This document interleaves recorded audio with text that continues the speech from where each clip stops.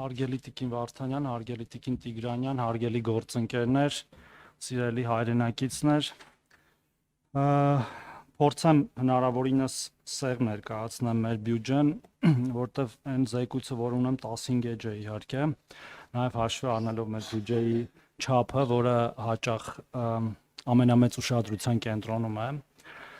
մեծության պատճառով, թեև մեր բյուջեի զգալի ծրագրեր պարզապես մուտքեր եւ ելքեր են եւ մենք որևէ ազդեցություն չունենք այդ ծախսերի վրա, կൂട്ടակային կենսաթոշակ, դրոշմանիշային հավաքագրումները, կենսաթոշակի մասով նաեւ բանաձևեր են գործում, այսինքն թվում է թե մենք կառավարում ենք ամենամեծ բյուջեն, բայց այն հայեցողությունը կամ այն ծրագրերը, որ մենք կարող ենք փոխել, դրա շատ չնչին տոկոսն է կազմում, սա որպես նախաբան։ Ինչպես պարոն Սիրունյանը նշեց, այո, մենք ունենք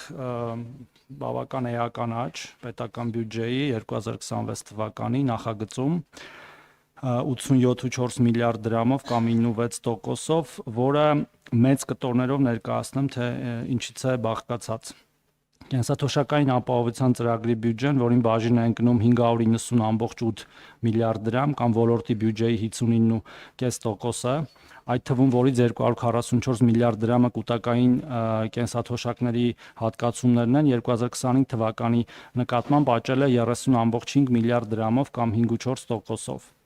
Սոցիալական ապահովություն ծրագիրը, որին բաժին է ընկնում 140.1 միլիարդ դրամ կամ ոլորտի բյուջեի 14.1%-ը, 2025 թվականի նկատմամբ աճել է 17.4 միլիարդ դրամով կամ 14.2%-ով։ Ժողովրդագրական վիճակի բարելավում ծրագիրը, ինչպես էլի պարոն Սիրունյանը նշեց, որին ուղղված է 84.2 միլիարդ դրամ կամ ոլորտի բյուջեի 8.5%-ը, աճել է 4.1 միլիարդ դրամով կամ 5.1%-ով։ Բնակարանային ապահովման ուղղությամբ նախատեսում է 15.6 միլիարդ դրամ, նախորդ տարվա նկատմամբ աճը կազմում է 3.6 միլիարդ դրամ կամ 31%։ Ճգնաժամերի հակազդման եւ արտակարգ իրավիճակների հետևանքների նվազեցման եւ վերացման նպատակով առանձին սոցիալական խմբերին տրվող սոցիալական աջակցությանը կուղղվի 55 միլիարդ դրամ, որը նախորդ տարվա համեմատ ավել է 20 միլիարդ դրամով կամ 57.1%-ով։ Սա հենց Ղարաբաղից տեղանված մեր հայրենակիցների աջակցության ծրագրերի բյուջեն է, որի մեջ ներառված է թե բնակարանային ապահովումը եւ թե ընթացիկ աջակցությունները։ Եթե ավելի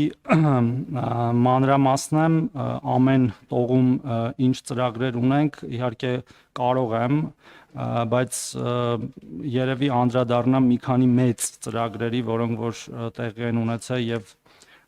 մենք նախատեսում ենք դրանք շարունակել նաեւ 2026 թվականին, այնպիսի ծրագրերի, որոնք կարծես թե ավանդաբար չեն եղել մեր բյուջեում, բայց հայտնվել են ինչ-որ մի փուլի եւ որոնք մեծ փոփոխություններ են բերել մեր հայրենակիցների կյանքում իրենց մասշտաբային բնույթով։ Դրանցից առաջինը ես ուզում եմ անդրադառնալ սահմանամերձ բնակավայրերում ընտանիքների բնակարանային մատչելիության յուղերի համար Բաղանիս, Բերքաբերք, Իրանց եւ Ոսկեպար,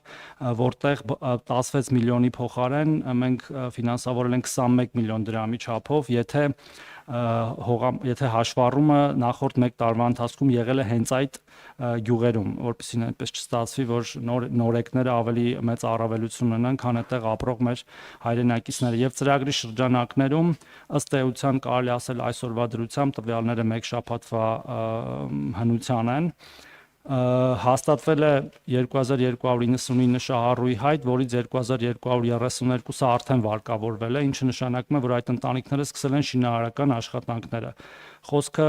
նորից եմ կրկնում 2232 տան մասին է եւ հենց սրա պատճառով եմ ասում, որ ինքը շատ մասշտաբային ծրագիր է եւ ըստ էության այս հատվածներում մեր երկրի, երբ որ պարզապես ճամփորդում ես, հնարավոր չի չտեսնել այն ծավալը շինարարության եւ ըստ էության մեր քաղաքացիների բնակարանային հարցերի լուծման, որտեվ շահառուները հիմնականում այն քաղաքացիներն են, իհարկե կան այլ տիպի քաղաքացիներ, որոնք կարիք ունեն այդ տների, որոնք ապրում են մեծ ընտանիքներում, որոնք ուզում են առանձնանալ կամ իրենց տնային պայմանները բարելավել։ Այս պահի դրությամբ 163 ընտանիք արդեն ունի ավարտական ակտ, այսինքն ըստ էության տունը հանձնվել է շահագործման։ Եվ որպեսզի պարզ լինի նաև աշխարհագրական բաշխվածությունը, ես ուզում եմ շեշտել, որ Գեղարքունիքում ունենք 108 շահառու, Արարատի մարզում 145, Սյունիքում 225, Վայոց ձորում 306 եւ իհարկե մեր չեմպիոն մարզը Տավուշն է 1515 տնով։ Նաև ուզում եմ տեղեկացնել, որ հենց այս պահին, թեև ծրագիրը այս պահին ավարտված է, այսինքն նոր հայտեր չեն ընդունվում, բայց մենք հենց հիմա քննարկում ենք մեր գործընկերների հետ, կառավարության մյուս գերատեսչությունների հետ այն վերսկսելու հնարավորությունը, որտեվ այն էլի, քանի որ ըստ է մեծ ազդեցություն է թողնում եւ փաստացի մի քանի հարցելուծում եւ սահմանամերձ մեր բնակավայրերի ուժեղացման, հզորացման, քանի որ այնտեղ կառուցապատում է տեղում եւ բնակիչները նաեւ նոր տներում են ապրելու եւ տնտեսական իմաստով կապիտալ շինարարությունը նաեւ մուլտիպլիկատիվ էֆեկտ է ունենում, ինչպես նաեւ մենք փորձելու ենք ծրագիրը կապել նաեւ մեր մյուս առաջնահերթությունների հետ, այն գյուղերում, որտեղ ունենք նոր կառուցվող դպրոցներ, մանկապարտեզներ, որպեսզի խթանենք նաեւ գյուղերի բնակչության աճը, ամենայն հավանականությամբ ծրագիրը կվերսկսվի, բայց մանրամասները թե ինչ պարամետրերով մենք հայտարարենք մոտ ապագայում, որպեսզի հիմա այնպիսի պարամետրեր չհայտարարեն, որոնք հնարավոր է չլինեն, բայց նախնական կարող եմ ասել, որ մենք ունենք մոտ 500 քաղաքացի, որոնք արդեն պոտենցիալ շահառու են եւ մենք հավանաբար ընդառաջ կգնանք այդ քաղաքացիներին եւ իրենց արդեն եղաշին թույլտվությունները եւ հողի ձեռքբերումները հաշվի կառնենք, ինչպես նաեւ կդիտարկենք գերհագեցած գյուղերում չշարունակելու հնարավորություն եւ թերհագեցած գյուղերում շարունակելու հնարավորությունը, որտեվ անհամաչափ է եղել են գյուղեր, որտեղ իրենց սկզբնական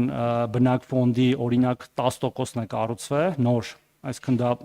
1000 տուն ունեցող գյուղի համար եւս 100 տուն է եւ եղել է հակառակը, որ շատ քիչ տոկոսն է կառուցել, որտեղ նաեւ մի քիչ համաչափություն ապահովելու տեսանկյունից կփորձենք դա էլ հաշվի առնել։ Մյուս խոշոր ծրագիրը, որ էլի կարծում ենք, որ մի քանի հարցելուց է, դա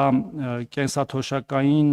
կամ նպաստային քարտերի միջոցով ապրանքների եւ ծառայությունների ձեռքբերման դիմաց անկանխիկ եղանակով վճարումներից հետ վճարի տրամադրման ծրագիրն է, որը արդեն հայտարարել ենք, ես ուզում եմ նորից շեշտել դրա մասին։ Այն երկու նպատակ ունի, ինչպես գիտեք, եւ մենք պատահական չէ, որ խոսում ենք հենց այս գործիքով մեր քաղաքացիների նպաստները եւ կենսաթոշակները բարձրացնելու մասին, որովհետեւ այդ կենսաթոշակները եւ ընդհանրապես այս բյուջեն, որ մենք հիմա քննարկում ենք, գոյանում են մեծամասամբ հարկային եկամուտներից, իսկ հարկերը գոյանում են մեր տնտեսվարողների կողմից վճարած հարկերից, դրանք էլ գոյանում են ոչ ստվերային շրջանառությունից, ի տարբերություն ստվերայինի, երբ որ հարկեր չեն վճարվում։ Եվ մենք այս գործիքներով փորձում ենք նաեւ բերել ստվերը սպիտակ դաշտ, դրանով հարկելով գործարքները եւ ավելացնելով պետական բյուջեի մուտքերը, գիտեք նաեւ, որ մեր գործընկերները այստեղ հայտարարել են, որ բացի այս այդ վճարից, որը վերաբերում է շատ կոնկրետ անձանց, նպաստառուներին, բոլոր տեսակի եւ կենսաթոշակառուներին, նաեւ մի համընդհանուր այդ վճարի ծրագիր է սկսվելու 2%-ի չափով, որի իհարկե պատասխանատուն ուղիղ մենք չենք, բայց քանի որ սրա մասին խոսում ենք, դա էլ եմ ուզում հավելել, որը 2% է լինելու, ինչը կարծում եմ կրկին փոքր թիվ չէ, եթե նաև համադրում ենք մեր պլանավորվող 20%-ի հետ, որտեվ այս պահի դրությամբ հետվճարի չափը կազմում է 12% եւ առավելագույնը 6000 դրամ, եւ մենք արդեն պլանավորել ենք եւ իհարկե բյուջեի այս նախագծում դեռևս նախատեսված չէ ծախսերը, որտեվ մենք առաջինից երկրորդ, իսկ վերջնական բյուջեի մեջ կունենանք նոր դա բյուջետավորած, մենք պլանավորում ենք բարձրացնել այդ հետվճարը 20%-ի չափ եւ առավելագույնը 10000 դրամի սահմաններում եւ եթե գումարում ենք նաեւ այն 2%-ը, ըստ էության դառնում է 22%։ Մենք այս պայդրությամբ ունենք մոտ 350,000 քաղաքացի, որ օգտվում է այս ծրագրից, եւ մենք խրախուսում ենք, որ ավելի շատ թվով քաղաքացիներ օգտվեն դրանից, եւ մեր պլաններում, մեր կանխատեսումներով մյուս տարվա վերջին այդ քաղաքացիների թիվը կկազմի մոտավորապես 410-420,000 եւ միջին հետվճարի չափն կլինի մոտավորապես 3-ից 4,000 դրամի չափով ավելի, քան այսօր է։ Եվ դրանով նաև այդ հետվճարով արդեն կենսաթոշակը կմոտենա սպառողական զամբյուղի մոտ 90%-ին, ինչը իհարկե բավարար չէ ամբողջությամբ սպառողական զամբյուղին հասնելու համար, պարզ է որ 10% ավելի ցածր է, սակայն մեծ քայլ է ընդառաջ դրան, եւ ես ուզում եմ Սարթը օգտագործելով մի բանի մասին է խոսել երեք ֆինանսների նախարարության հայտարարության, որը շահարկվում է այս 1-2 օր է, պարոն Հովհաննիսյանը ասել է, որ եթե կենսաթոշակները բարձրացնենք այնքան, որ ֆիսկալ անկայունություն առաջանա Հայաստանի Հանրապետությունում, մենք բյուջետային, հարկաբյուջետային խնդիրներ ունենանք, ոչ մենք կենսաթոշակառուները վատ կապրեն, այլև բոլորս վատ կապրենք։ Իսկ մանիպուլացվում է հակառակ կերպ, որ եթե կենսաթոշակները բարձրացնենք, ապա կենսաթոշակառուները վատ կապրեն։ Ամենևին դրա մասին չի եղել խոսքը, հարգելի գործընկերներ, սիրելի հայրենակիցներ, այլ նրա մասին է, որ մեր ֆիսկալ հնարավորությունները թույլ են տալիս բարձրացնել այսքան եւ այս եղանակով, որը կարծում ենք այս պայդրությամբ ավելին հնարավոր չէ մեկ, եւ երկրորդը սա նաեւ գործիք է, որը կրկնում եմ խթանելու է հավելյալ հարկերի հավաքագրումը։ Ես ինչքան ժամանակ ունեմ, հարգելի գործընկերներ, խոսելու նախնական 10 րոպեն անցել է, բայց երևի երկու բառ ասեմ ու ավարտեմ, ու երկու ծրագրի կարճ անդրադառնամ ու փորձեմ պատասխանել հարցերին։ Մյուս ծրագիրը, որի մասին արդեն շեշտվեց, դա բնակարանային ապահովման ծրագիրն է մեր հայրենակիցների համար, որոնք տեղահանվել են Ղարաբաղից։ Այս ծրագրի ընդհանուր չափը գնահատվում է մոտ 800 միլիարդ դրամի շրջանակներում։ Եվ չեմ սիրում այդ աննախադեպ բառը, որ հաճախ օգտագործվում է, իմ գործընկերներն են հաճախ օգտագործում, բայց սա իրոք ծավալի իմաստով երբևէ չի եղել այս չափի պետական ծրագիր, փորձեցի խուսափել աննախադեպ բառից։ Մենք նաև ամենօրյա ռեժիմով աշխատում ենք մեր հայրենակիցների հետ, փորձելու լուծել են խնդիրները, որոնք ծագում են ծրագրին դիմելու շրջանակներում, որպեսզի հնարավորինս շատ քաղաքացիներ օգտվեն այս ծրագրից, եւ ուզում եմ ներկայացնել էլի այսօրվա վիճակագրությունը մի քանի օրվա ծրագրի շրջանակներում արդեն ստացել են հավաստագիր 3202 ընտանիք եւ 12826 անձ, այսինքն ընտանիքներ եւ ֆիզիկական անձանց թիվն էլ գիտենք, եւ որոնցից 1198-ը կամ 1200-ը եւ 5242-ը արդեն իրացրել են իրենց հավաստագրերը եւ բնակվում են իրենց սեփական տներում։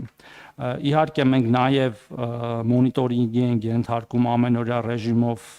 եւ վերլուծում ենք, թե ինչպես կարող ենք ծրագիրը առավել բարելավել եւ օրինակ հենց այսօր կառավարության նիստում որոշ փոփոխություններ արել ենք, թեև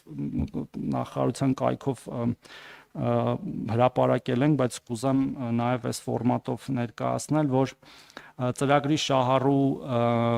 միավորի կազմում պարտադիր լինելու պայմանը չի տարածվի ընտանիքի այն անդամների վրա, ովքեր դատարանի վճռի հիման վրա ճանաչված են անհայտ բացակայող, մինչև այդ մենք այդպես խնդիր ունենք, որ չեն կարողանում օգտվել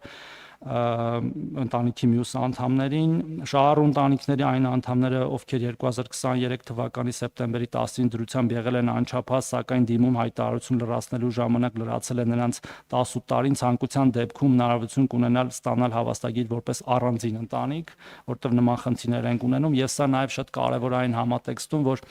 հաճախ էլի մեզ մեղադրում են, որ մենք չենք լսում մեր հայրենակիցների կողմից բարձրացած խնդիրները, ինչը հակառակն է ամբողջության, որտեղ այս ինչ որ ես հիմա կարդում եմ, հենց իրենց այդ քննարկումներ, իրենց այդ հանդիպումների ժամանակ բարձրացված խնդիրների լուծում է, Եվ հետեւաբար այս արգելքն է դուրս կգա եւ ավելի շատ քաղաքացիներ եւ ընտանիքներ կկարողանան ստանալ հավաստագրեր, ինչպես նաեւ միջգերատեսչական հանձնաժողովին դիմաց ընտանիքների կողմից ներկայացվող փաստաթղթերի նվազագույն քանակը կսահմանվի 1, նախկինում սահմանված 2-ի փոխարեն, եթե խոսքը վերաբերում է 2022 թվականի դեկտեմբերի 12-ից հետո մինչև տեղահանումն ընկած ժամանակահատվածին։ Վիճակագրությունը արդեն ներկայացրեցի, փաստորեն նույնիսկ հետաքրքիր բան է, այսինքն այս տեղեկանքն այսօր եմ ստացել, արդեն թիվը ավելացել է մոտ 40 ընտանիքով, այսինքն 27-ի դրությամբ եւ 30-ի դրությամբ, այս էլ շատ լավ տենդենս է, արդեն ունեն 3240 ընտանիք, որից իրացվել է 1210, սա նորից խոսում է ըստ էության կենսունակության ծրագրի եւ մեր հայրենակիցների կողմից լավ ընկալվելու մասին։ Իհարկե կլինեն նաև այլ փոփոխություններ ընթացքում, երբ որ մենք կտեսնենք, որ խնդիրներ կան եւ կլսենք մեր հայրենակիցներին, բայց այս պայդրությամբ ծրագիրը կարող ենք արձանագրել, որ բարեհաջող գնում է։ Մի կարճ անդրադարձել անեմ հաշմանդամության հիմնահարցերին, թեև երկար կարող ենք խոսել, մենք նախապատրաստել ենք ու հիմա արդեն շրջանառվում է կառավարության որոշման նախագիծ, որով էականորեն ընդլայնելու ենք աջակցող միջոցների ցանկը, որոնք տրամադրվում են հաշմանդամություն ունեցող անձանց։ Դրանում մասնավորապես ներառվել են ֆունկցիոնալ պրոթեզներ,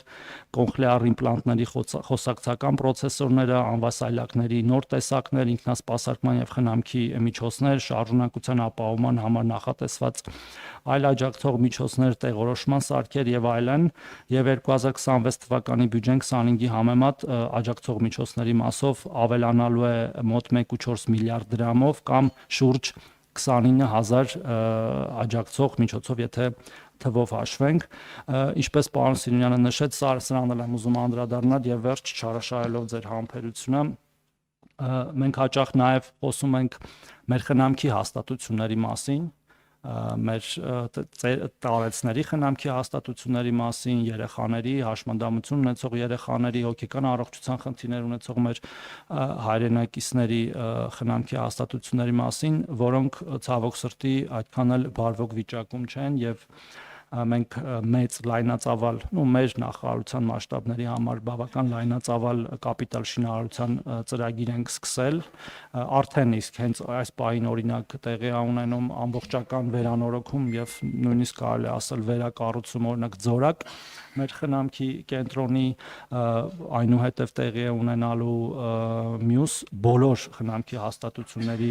կամ կապիտալ վերանորոգման, կամ վերակառուցման, կամ ընդհանուր նոր կառուցման աշխատանքներ, օրինակ Վարդենիսի խնամքի կենտրոնը մենք պարզապես այդ մասնաշենքը թողնելու ենք եւ ամբողջությամբ նոր մասնաշենք են կառուցելու, իհարկե բյուջետավորված է այդ ամեն ինչը մի քանի տարվա շրջանակներում, բայց ուզում եի հատուկ շեշտել սրան, որտեղ սրա մասն էլ է խոսք գնում, մեր բոլոր քաղաքացիները, անկախ նրանից իրենք գտնվում են պետության հոգացության ներքո խնամքի հաստատություններում կամ իրենց սովորական կենսապայմաններում պետքա հնարավորինս արժանապատիվ եւ պատշաճ ապրելու պայմաններ ունենանք։ Իհարկե սրան զուգահեռ մենք նաեւ խթանելու ենք փոքր տների կառուցման ծրագիրը, որոնցից մի քանիսը հենց հիմա ընթացքի մեջ են եւ ավարտական փուլում, որտեվ սա նաեւ ապա ինստիտուցիոնալացման կարեւոր բաղադրիչ է։ Իհարկե ինչքան հնարավոր է փոքր տները ավելի ցանկալի են, որովհետեւ դրանք ընտանեկան միջավայր են ապահովում մեր հայրենակիցների համար, բայց չեն կարողանալու խուսափել նաև մեծ տեսակի խնամքի հաստատություններ ունենալուց։ Եթե շատ կարճ այսքանը արգելի գործընկերներ, թեև ասում եմ եւ բարձացված եւ բարձացվող հարցերի մասին կուզեի խոսել եւ պատրաստ եմ խոսել որպես պատասխան տրվող հարցերին։ Շնորհակալություն։